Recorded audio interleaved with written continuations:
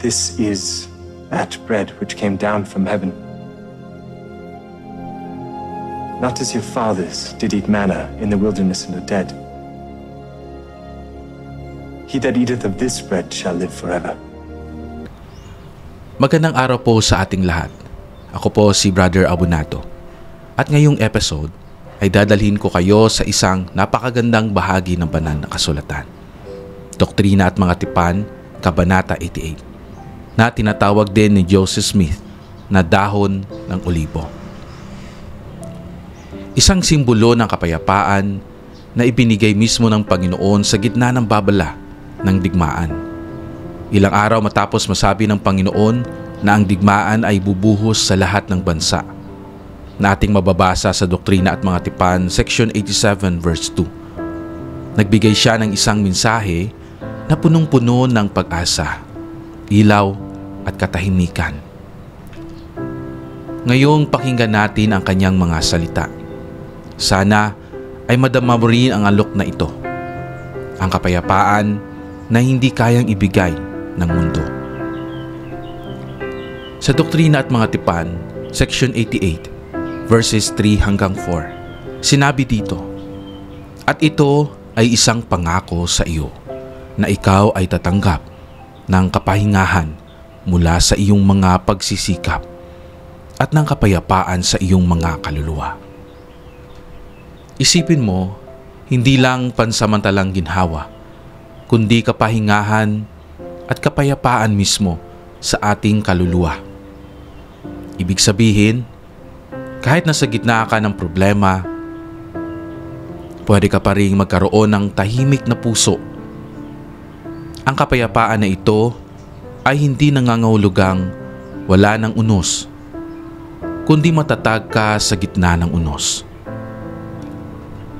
Sa Doktrina at mga Tipan, section 88, verses 6 hanggang 7, sinabi dito, "Siya na umakyat sa itaas ay mula sa ibaba rin, at sumasakop sa lahat ng bagay, upang siya ay maging sa lahat ng bagay, at sa pamamagitan ng lahat ng bagay, ang liwanag ng katotohanan."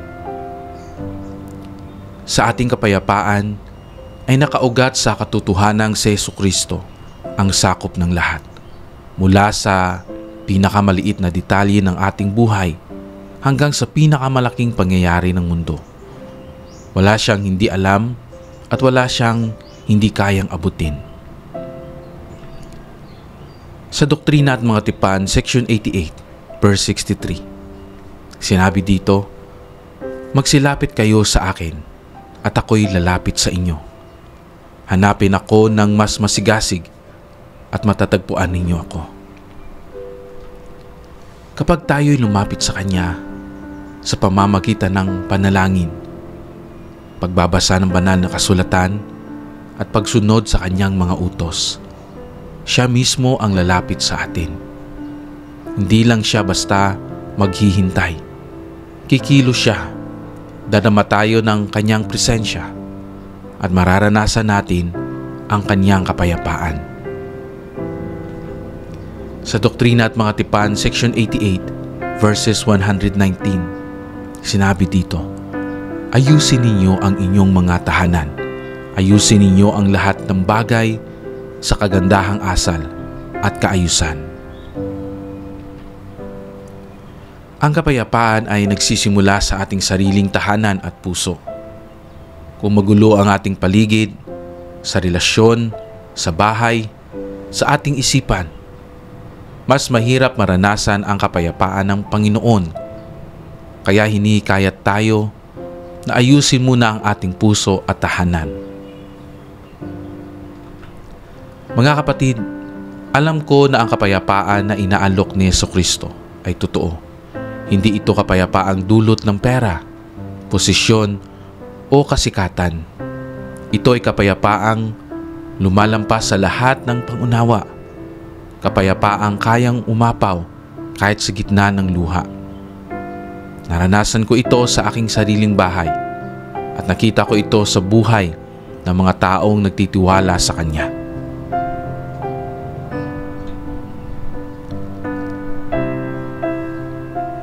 Kung sa panahong ito ay naghahanap ka ng kapayapaan, huwag mong hayaang manatili ka sa dilim.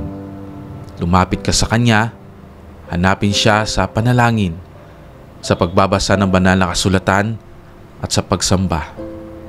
Dahil gaya ng sinabi niya, kapag lumapit ka sa Kanya, lalapit din siya sa iyo. Sa muli mga kapatid, magandang umaga sa inyong lahat. And ako'y natutuwa this morning. Meron pa akong time, no? Talagang sinabi ko sa isip ko na before ako pumunta sa aking trabaho, ay gagawa muna ako ng Come Follow Me kasi mamayang gabi na ako uwi. And I'm praying na not really that sobrang gabi kasi malaki pa yung pupuntahan ko, 3 hours away from home. And sana makauwi ako, no? And I'm praying and I'm hoping for that, na maging maayos, maging madali lang yung task na gagawin ko nitong araw na ito, matapos ko yung mga trabaho ko and then makauwi. So sabi ko, if hindi ako makakagawa later tonight, mas mabuti na gawin ko ngayon kasi meron pa akong time. Alam ko na parati sa puso ko na iniisip ko na ang Panginoon gagawa siya ng mga bagay. Tutulungan niya tayo sa mga plano natin sa buhay. Naintindihan niya tayo sa mga kahinaan natin na mayroon tayo. Alam niyo yung mga since pagkabata natin, alam niyo yung mga kahinaan natin, yung mga gusto natin, at yung mga bagay na makapagpapasaya sa atin, mga kalungkutan natin. So dito natutunan natin, no, sa binahagi ko, ang dahon ng ulibo ay pagpapahayag ng kapayapaan. Parati kong sinasabi yung kapayapaan. Alam niyo pa, napakaganda ng kapayapaan. Last night, hindi ako makatulog. Siguro kasi ng hapon, natulog kami ng anak ko. After Sunday, sabi ko, hapon after ng pagsimba, sabi ko matulog kami ng anak ko. So, natulog kami and nakagising ako ng mga 5 na. So, kinakabihan, until 12, di pa ako makatulog, no? 12 o'clock na ng gabi. So, pumunta ako sa taas, ginawa ko yung aking notebook at nagsulat ako. Nagsulat ako ng mga gusto kong gawin sa future. Gusto kong gawin sa hinaharap. And natutuwa ako dahil, alam nyo po, if you feel sad, magsulat kayo ng mga gusto nyo, na gusto nyo pang mangyari sa buhay ninyo. And hindi huli lahat. No? Pakita natin doon yung pagmamahal ng Diyos, yung mga ano yung nagpapasaya sa atin. Yun yung ginawa ko kagabi. Nag-write down ako, and I felt good about it. Bumalik ako sa baba at natulog. Alam niyo po yung kapayapaan, ito yung nagbibigay sa atin ng saya. Para sa akin, yung pera, yung mga gamit, material na bagay, parang given na lang yun. Parang extra na lang, no? Pero yung kapayapaan ay binibigay niya para sa akin every day. That's wonderful. Yung nagtatravel ako, I felt good about myself sa inside ko, sa loob ko. Nakaramdam ako ng peace, nakaramdam ako ng kapayapaan, nakaramdam ako ng joy. Ito yung isang bagay na pinapasalamatan ko sa Diyos. Higit sa lahat ng bagay. Alam niyo po, pag tayo'y healthy, malusog yung pangangatawan natin, nakakain tayo ng 3 times a day. Ako ngayon, kumakain ako, 1 cup of rice na lang. No? Hindi na komplikado yung lahat ng bagay. Basta huwag lang tayong humingi ng sobra or hindi naman natin kinakailangan. At gawin nating sufisyente. We are sufficient para sa mga needs natin. Sabi nga ng Panginoon sa templo, makakaramdam tayo ng kapayapaan. Dito sa Doktrina at Mga Tipan, section 88 verse 3 hanggang 4, sinabi dito, pahinga para sa kaluluwa. May mga pagkakataon kailangan natin magpahinga. Kailangan natin magbulay-bulay. Kailangan natin na isipin ano ba talaga yung purpose ng life. Yung last time, sabi ko, kulang yung income namin. Sabi ko gano'n. To be honest, di ba? Sa buhay ko, parang 4 yung anak ko. And syempre, alam naman natin, no, sa Pilipinas, no, loan dito, loan doon. Para sa akin, nag-loan ako para makagawa ko ng magandang, hindi naman sobrang magandang bahay. No, para sa akin, may matitirhan na pag umuulan, mayroong bubong sa aming mga ulo. And nakikita ko yung anak ko na safe sila, safe kami. After nun, syempre, maliit na lang yung sahod ko. And I said to myself, ano ba kayang pwede kong gawin? Di ba? The reason why nag-aaral ako ngayon, maliban nagtatrabaho ko para maging una, siguro is maging inspirasyon din sa iba. Yun talaga yung pinaka-purpose ko. Lahat ng ginagawa ko sa buhay is para sa Kanya, para sa ating Panginoong Jesucristo. Hindi naman ako hipokrito. Hipokrito po ako pag sinabi kong di ba? Yung parang di nga. Hindi po ako mahilig mag-aral. Pero pinapakita sa akin ng Panginoon na yung mga weakness kong ito ay kailangan kong mapagtagumpayan. And at the same time, it will be an inspiration for the next generation. Di lang po sa akin. I know someday, tatawagin ako ng Panginoon sa mga various callings, and this experience that I have will be an inspiration din sa iba. Sabi ko, yun nga, sabi ko kailangan ko maghanap ng iba pang trabaho para mapunan ko yung mga pangangailangan namin. So every afternoon, that is 5 o'clock, kasama ko yung, sabi ko nga, ginawa namin tong binalik namin yung banding namin ng Elders Quorum President ng kaibigan ko na for 7 years na. Mas bata siya sa akin. Sabi sa akin, Der, mag-jogging tayo every afternoon ulit kasi buntis na ako. Sabi niya kasi lumalaki na yung tiyan niya. So habang nagja-jogging kami, niisip ko, if maghanap ako ng trabaho, parang minamaximize ko na yung katawan ko. Sabi ko, pipiliin ako jogging every afternoon or 500 pesos extra income. Sabi ko, okay na. Mag-jogging na lang ako kasi aning ko yung pera if physically magkakasakit tayo or hindi tayo tatagal sa mundo. Kaya sabi ko, minsan kailangan natin mag-prioritize. Yung katawan natin isa lang. Wala tayong piliin kung ano talaga yung nararapat at ano yung tama. Kasi nagusto ko yung sinabi sa Doctrine at Mga Tipan, section 88 verse 3 to 4, na pagpahingahin natin yung ating kaluluwa. Kasama na yung ating katawan. Every time na mag-walking ako, at ito din encourage ko kayo, especially sa may mga edad na, doon marirefresh yung utak natin. Doon makikita. While walking, talk to God. Ang ginagawa ko po ay gumagamit, kung ako lang mag-isa, wala akong kasama, halimbawa,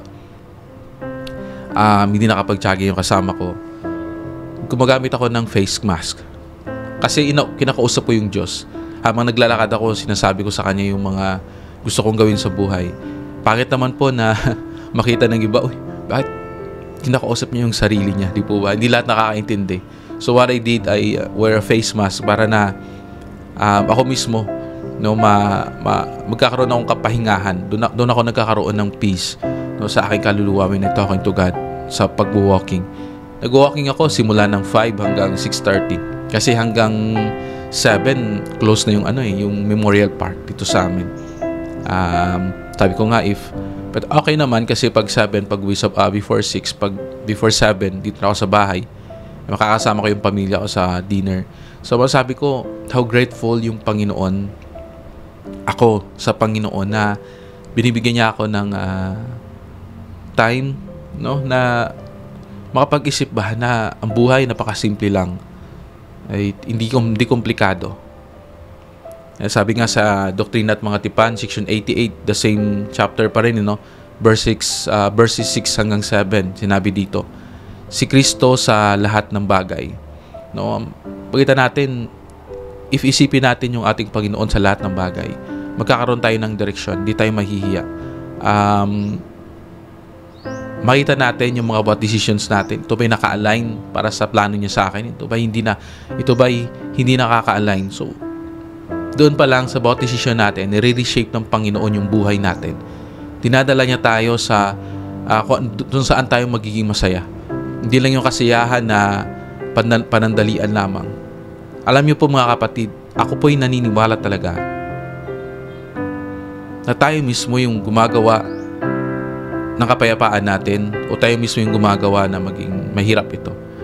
Every time na gumagawa tayo at andun na kayo sa point na mahirap na or yung mga decisions na gawa nyo maling epekto sa buhay nyo ngayon, always na parati pa na mayroong pagkakataon na magbago.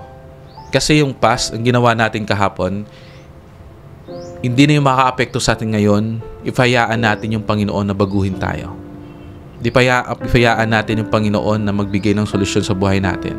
At kailangan din na tayong makinig sa Kanya. Dito nga sabi sa Doctrine at Mga Tipan, section 88, verses 63, lumapit sa Kanya. The only thing na gagawin natin is lumapit sa Kanya. Pag may problema tayo, di ba, lumalapit tayo sa Kanya. Pag masaya tayo, lumapit tayo sa Kanya. Pag malungkot tayo, lumapit tayo sa Kanya. Lahat ng ating mga nararanasan o yung feelings natin, ilapit natin sa Kanya. Hindi rin yung sa panahon na masaya tayo. Hindi lang yung sa panahon na malungkot tayo, may kailangan tayo, lumalapit tayo sa Kanya. Pero pag dumating yung panahon na masaya tayo, nakakalimutan natin siya.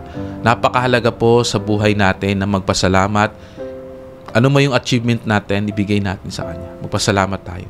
At ibibigay niya sa atin 70 times 7-fold yung mga blessings na yon. Kasi nare-recognize natin ang ating masalangit sa mga biyayang binibigay niya sa atin. Sabi nga sa Doktrina at Mga Tipan, section 88, verses 119, ang kapayapaan sa tahanan.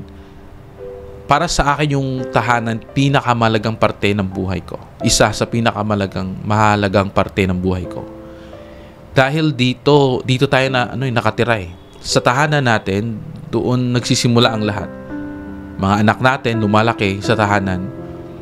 Pag yung tahanan ay maingay, pag yung tahanan nag-aaway parati, pag yung tahanan magulo, hindi naging maganda yung ating pakiramdam paglabas. Paglabas natin, magulo na nga sa labas. Pag-uwi natin, mas magulo. Yung ating kaluluwa, yung ating physical, hindi na nakapagpahinga. It will affect tayo, maapektuhan tayo, pati yung pamilya natin. Kaya para sa akin yung sinabi ng Panginoon na gawin natin yung tahanan na organized, gawin natin yung tahanan na malinis, gawin natin ito na mananahan yung banal na espiritu, napakahalaga po yun. Hindi kailangan na malaki yung bahay natin. Hindi kailangan na lahat ng gamit meron tayo. Naniniwala ako kahit na sakto lang yung bahay natin, simple lang yung bahay natin, nililinisan natin, nagkakaintindihan tayo. No, kaya ng umaga, yung asawa ko, maaga pa natutulog ako kasi sabi ko nga, mga 12 or 1 na ako nakatulog. And then, sabi ko, mauna mo na yung maligo yung mga anak kasi isa lang yung CR ng banyo namin. So, 4 sila.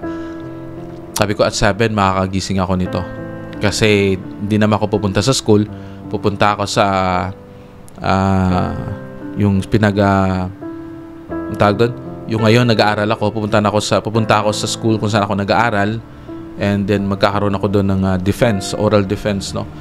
So at 5 o'clock in the afternoon, 3 hours travel, kailangan ko pang basta may pupuntahan pa ako na school para isa-isang school para kunin yung requirements para makapag-enroll ako sa first semester kasi summer ngayon.